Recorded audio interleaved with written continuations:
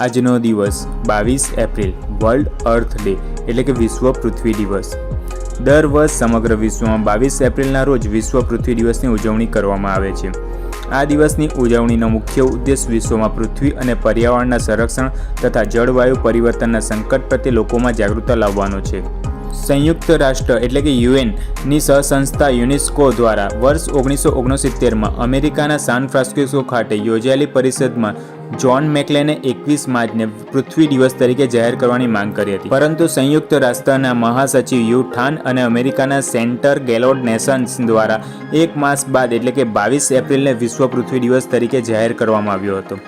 વર્ષ 1969માં કાર્ટુનિસ્ટ રોન કોબ્સ દ્વારા વિશ્વ પૃથ્વી દિવસના ધ્વજની ડિઝાઇન તૈયાર કરવામાં આવી હતી। સૌપ્રથમ આ દિવસની ઉજવણી 22 એપ્રિલ 1970ના રોજ કરવામાં આવી હતી। પહેલાના સમયમાં પૃથ્વી દિવસ દર વર્ષ 21 માર્ચ તથા 22 એપ્રિલના રોજ ઉજવવામાં આવતો હતો, પરંતુ વર્ષ 1970માં વિશ્વ પૃથ્વી દિવસ 22 એપ્રિલના રોજ ઉજવવાનું નક્કી કરવામાં આવ્યું હતું।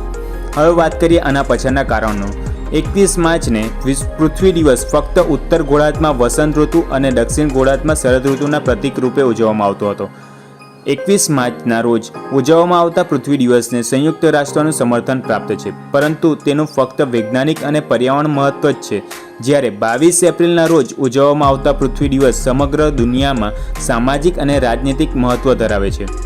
વર્તમાન સમયમાં ગ્લોબલ વોર્મિંગ અને પ્રદૂષણ વધી રહ્યા છે, તેના ધ્યાનમાં રાખી વિશ્વના દેશો દ્વારા સમાજનું ધ્યાન તેના તરફ દોરી રહ્યા છે। વર્ષ 1992માં સૌપ્રથમ બ્રાઝિલના રિયો ડી જાનેરો ખાતે વિશ્વ પૃથ્વી સંમેલનનું આયોજન કરવામાં આવ્યું હતું, જેમાં વિશ્વના 160 દેશોએ ભાગ લીધો હતો।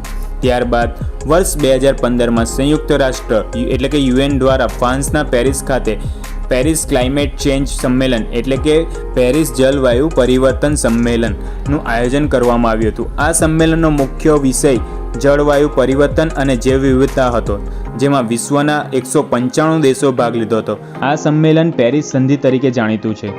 સ્વીડનની 16 વર્ષીય પર્યાવરણ એક્ટિવિસ્ટ ગ્રેટા થેનબર્ગને Time person of the year 2019 તરીકે પસંદ કરવામાં આવી હતી। તેમણે જળવાયુ પરિવર્તન વિરુદ્ધ ફ્રાઇડે ફોર ફ્યુચર ની ચળવળની શરૂઆત કરી હતી। 22 એપ્રિલને અમેરિકામાં વૃક્ષ દિવસ તરીકે પણ ઉજવવામાં આવે છે।